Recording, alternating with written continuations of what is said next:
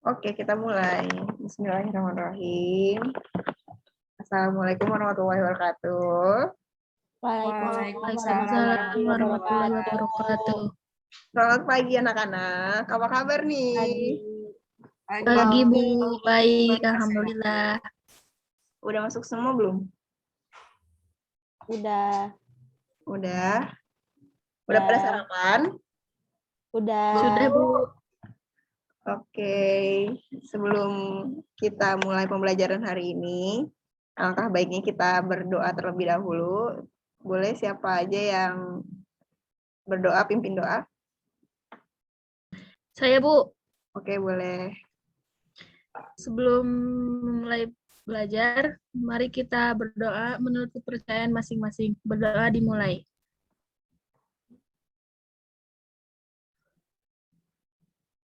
Berdoa selesai. Terima kasih Sabila. Oke, mungkin di absen dulu ya. Sabila tadi hadir, Kori hadir. Hadir. Oke, Nadia. Hadir Bu. Oke, Dwi Yanti hadir. Hadir Bu, hadir Bu. Oke, ada yang kurang lagi nggak? Ada satu lagi kayaknya yang kurang ya. Oh iya, Atia Bu. Atia izin Bu. Oh ya udah, nggak apa-apa. Oke, kita mulai aja ya. Ada tugas nggak nih? Nggak ada kan ya? Enggak. Oke, bismillahirrahmanirrahim. Jangan lupa siapin bukunya. Udah belum? Alat tulis. Ini karena kita di rumah aja, kalau bisa konfi, kamu kalau mau belajar disiapin dulu alat-alat untuk belajarnya gitu. Udah pada cuci tangan belum nih? Udah ya? Oke, kita mulai aja. Bismillahirrahmanirrahim. Oke, untuk pembelajaran hari ini kita mengenai hidrosfer. Kemarin juga udah belajar hidrosfer ya. Sekarang udah mau pertemuan ke-6, kita bahas mengenai konservasi air tanah dan daerah aliran sungai. Nah, terus nanti hari ini kita belajar tentang konservasi air tanah dan daerah aliran sungai.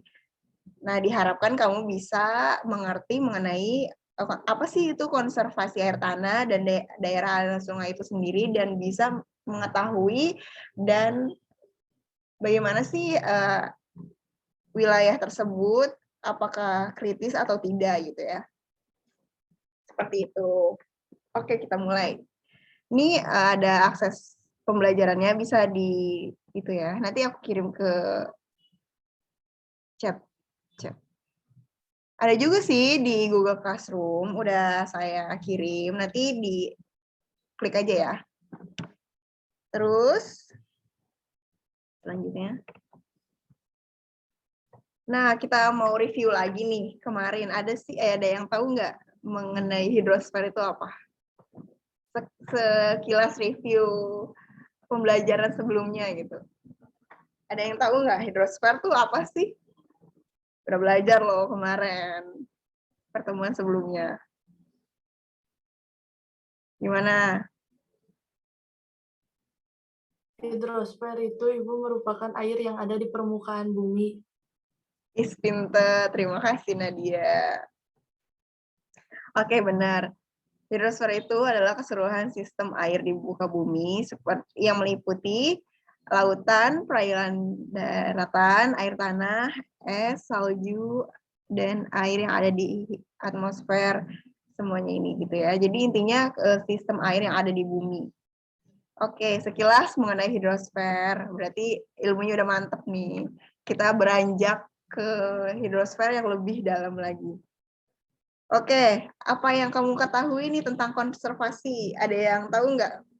Terlintas di pikiran kamu tuh gimana sih konservasi itu? Ada yang bisa nggak? Pelestarian Bu. Iya betul, betul. Konservasi itu pelestarian. Oke, ini lebih ke konservasi air tanah sih.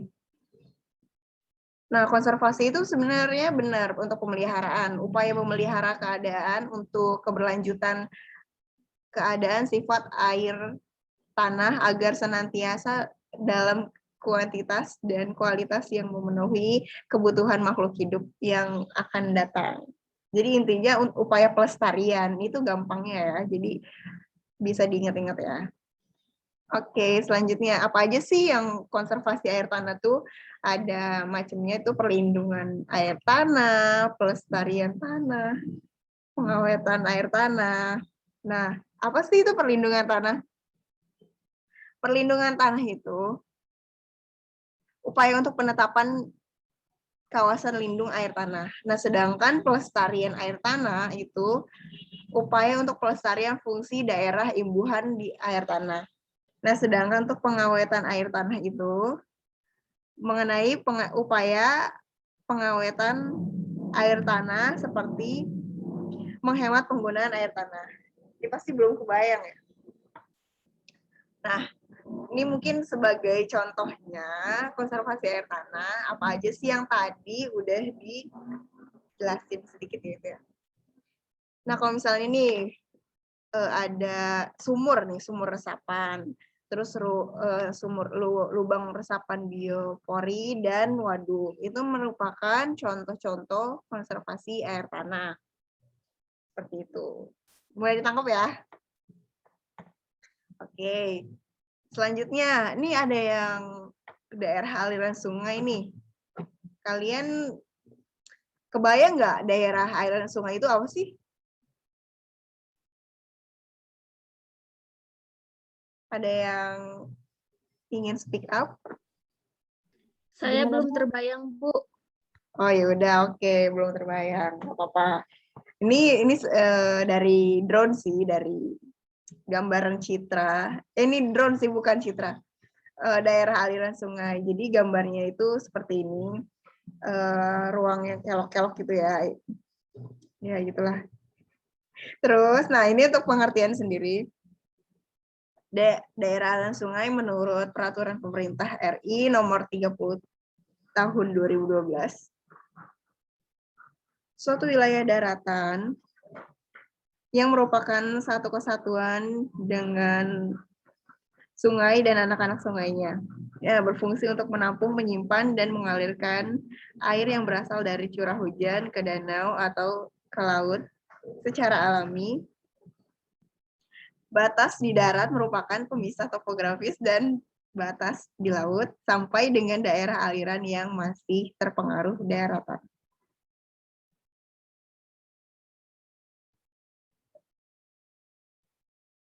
Oke, kita lanjut. Nah, ada lagi nih menurut ASDAQ 2010. Nah, daerah aliran sungai itu dibatasi dengan punggung-punggung atau igir-igir. Air hujan yang jatuh pada daerah tersebut akan ditampung oleh punggung gunung tersebut dan dialirkan ke sungai-sungai kecil, ke sungai utama. Jadi dari ujung atas nih, kelihatan nggak sih ini? Kursornya kelihatan ya? Ini dari apa nih? Gunung, dari daerah dataran tinggi mengalir terus hingga ke laut. Nah, itu namanya daerah aliran sungai. Seperti itu. Dan mengikuti kontur-kontur. Seperti itu, oke? Bentar ya.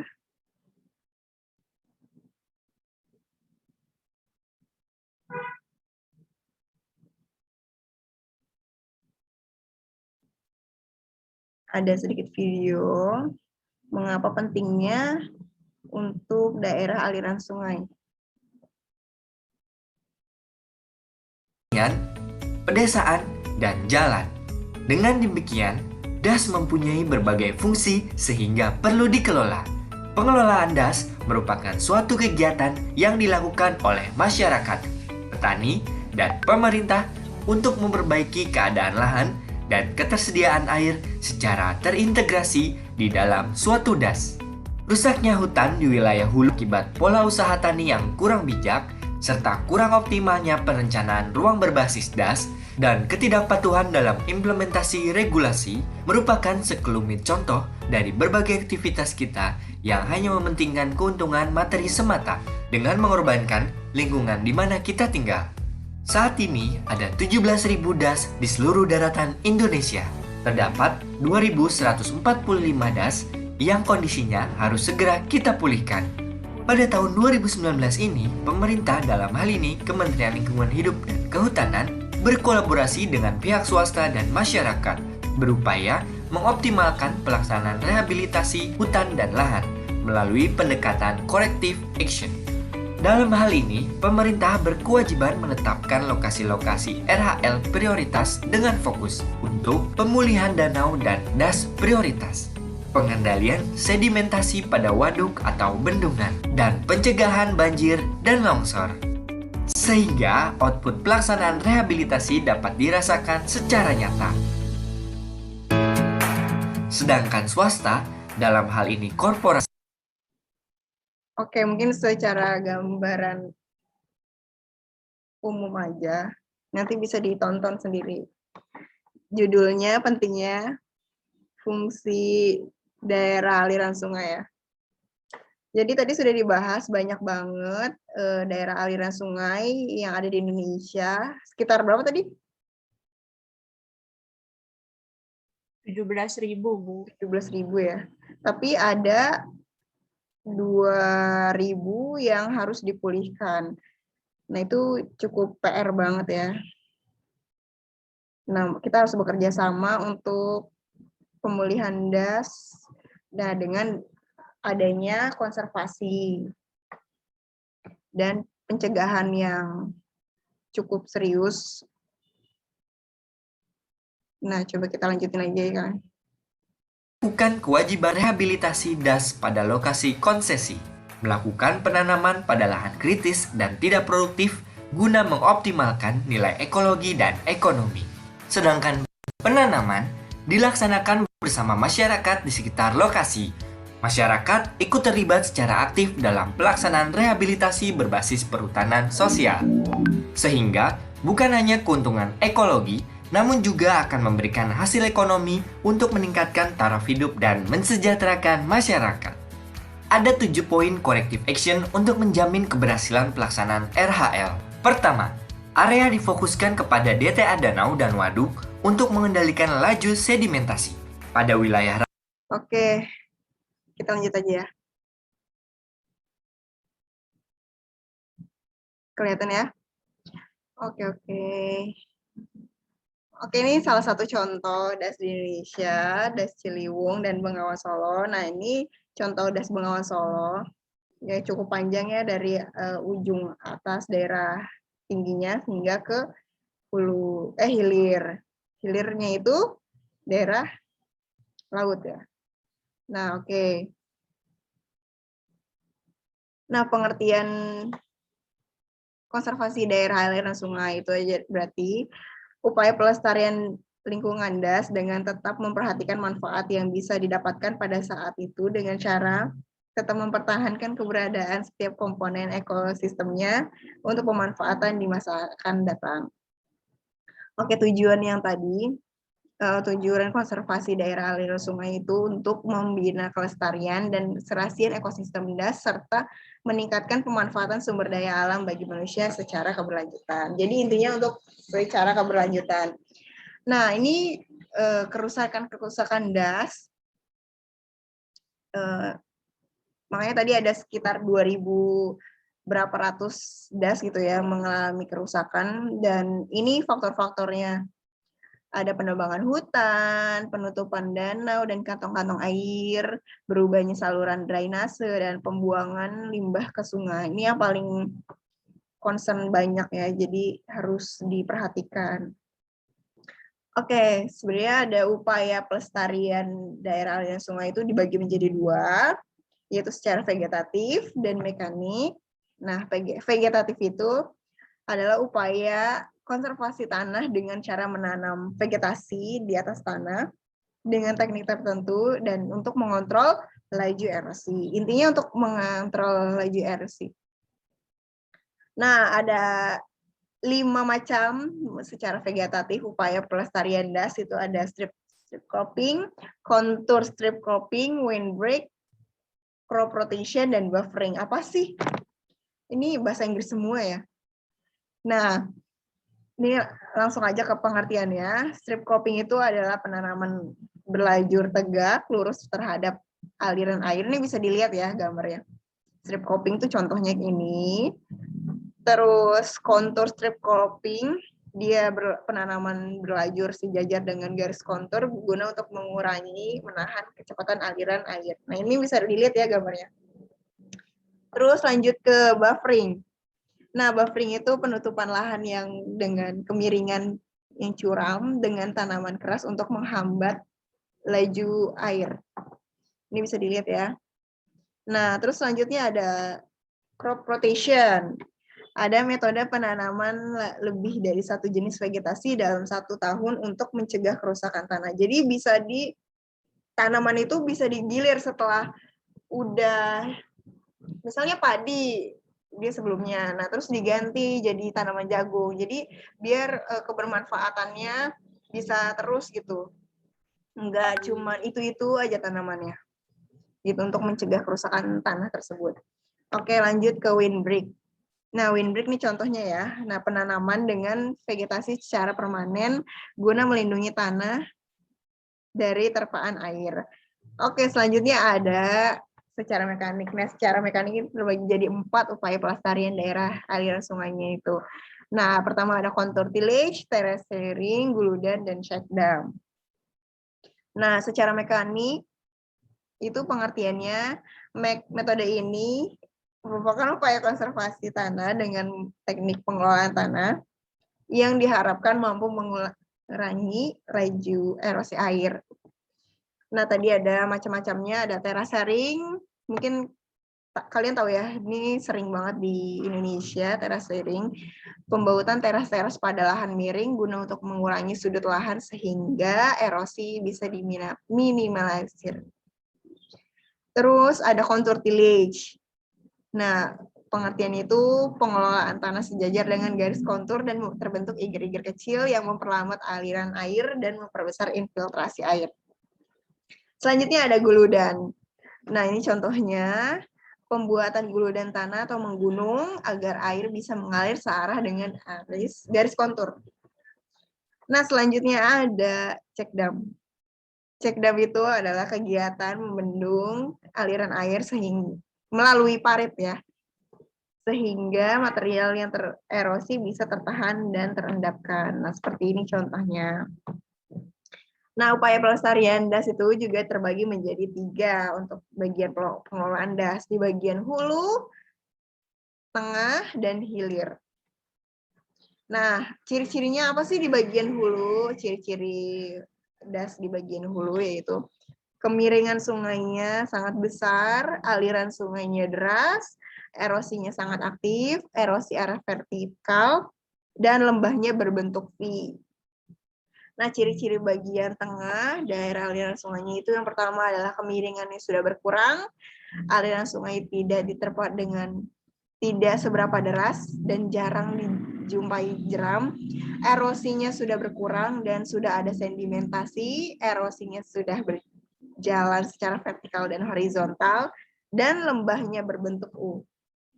Selanjutnya ada di bagian hilir, ciri-cirinya itu adalah kemiringan sungai sangat landai, alirannya sudah sangat lamban, erosinya tidak ada, adanya sedimentasi. Sedimentasi terbentuk dari dataran banjir dengan tanggul alam.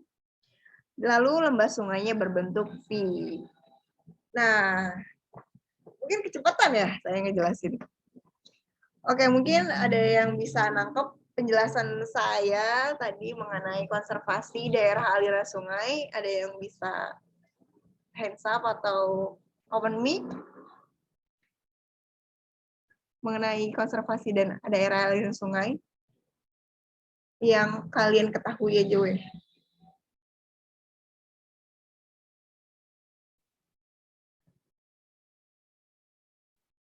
Nggak ada ini? Oke.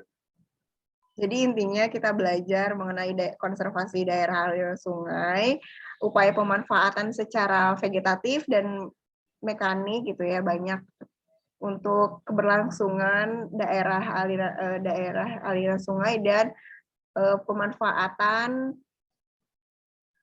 pemanfaatan daerah aliran sungai untuk menjadi daerah-daerah yang bermanfaat dan bisa baik gitu untuk ke depannya gitu ya. Terus oke. Ada yang mau nanya dulu nggak sebelum tugas? Oke, kalau nggak ada yang mau nanya, kalian bisa tonton untuk tugas. Nih kan gini hari Jumat ya. Kita ketemu lagi hari Selasa. Selasa ya? Selasa atau Rabu? Kita ketemu hari, aku lupa jadwalnya. Ya, nanti di pertemuan selanjutnya harus sudah selesai tugasnya. Dibikin summary. Tugasnya ini nonton video ini. Judulnya Pencemaran Sungai Tambak Wedi Surabaya terjadi sejak tahun 2018. Tugasnya ngapain nih? Untuk menganalisa masalah dan langkah konservasi yang tepat dalam menangani kasus tersebut. Jadi dibikin kayak gini, udah ada template-nya di Google Classroom. Udah ada, nanti kalau misalnya belum, nanti coba saya cek lagi. Nanti deadline-nya hari Selasa atau enggak Rabu ya. Oke. Ada yang mau tanya tugasnya? Cukup ya. Nanti kalau misalnya masih ada yang kurang ngerti, bisa di PC aja. Oke, untuk selanjutnya, pertemuan selanjutnya membahas lembaga-lembaga yang menyediakan dan memanfaatkan data hidrologi di Indonesia. Ini kita karena 3 jam ya. Sejam untuk bahas ini, satu materi lagi sama kita UH hidrosfer ya. Secara keseluruhan. Oke, jangan lupa persiapin belajar UH hidrosfer. Oke. Baik, Bu. Oke, mungkin sudah selesai pembelajaran hari ini. Mungkin bisa dipimpin untuk apa? Doa penutup. Sabila mungkin boleh tolong pimpin. Baik. Setelah melakukan pembelajaran, mari kita ucapkan alhamdulillah bersama-sama. Alhamdulillah. Alhamdulillah. Terima kasih, Bu. Oke, sekian pembelajaran pada hari ini. Semoga bermanfaat bagi kalian, mengerti ya. Semoga mudah dimengerti. Semangat terus. Jangan lupa protokol kesehatannya, cuci tangan, jaga jarak, double mask juga ya. Oke, terima kasih. Wassalamualaikum warahmatullahi wabarakatuh. Waalaikumsalam Waalaikumsalam warahmatullahi Terima wabarakatuh. kasih, Bu. Iya. Terima kasih, Bu.